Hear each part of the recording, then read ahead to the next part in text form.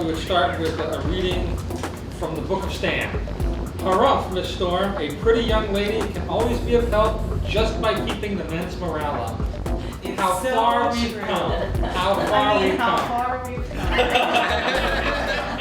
come. Reading circle.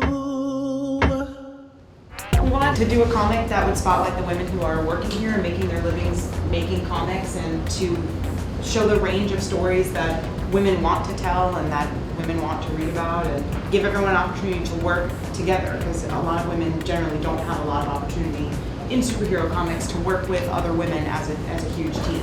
I think a lot of the times we do an anthology, there aren't themes behind the anthology, behind the most marketable hook. Like this anthology will tie into X-Men.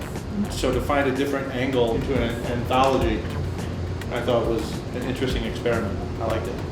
There were easily a good half dozen stories and features and things in here. What do people think stood out from this? The Venus story, I really enjoyed the art, but I had to force myself through the story. Mm-hmm. Like, I didn't care.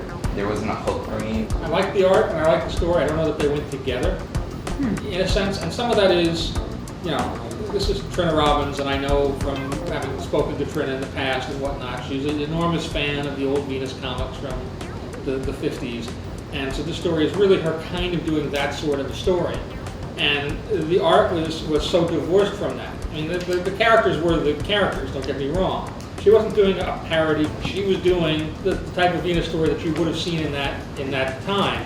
And the fact that the art was so different in terms of its approach, I thought it sort of took me out of that flavor a little bit.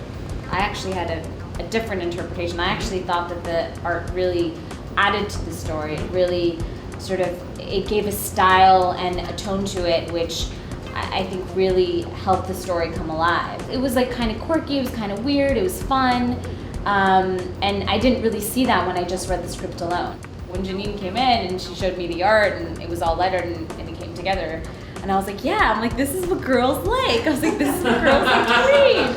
How much thought did you give to the sequential running order of all these stories? What goes where? The framing sequence obviously was written to be the first 2 pages Sure. of the book.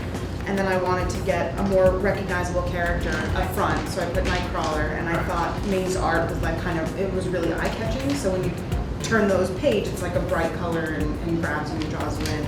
And then I tried to alternate between maybe lesser-known characters and better-known characters, and I chose to end with the X-Men story because it's more of a traditional superhero comic story. You would be surprised by the difference between the tone and the art style and the kind of story as you were going along. I like the fact that the package has range. It does a bunch of different things.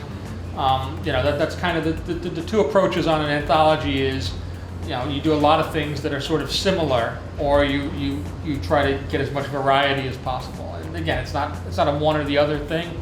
There's no really a right or wrong, and you're going to alienate people either way.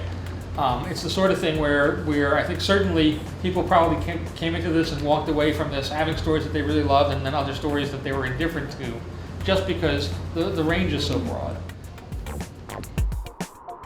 Marvel, your universe.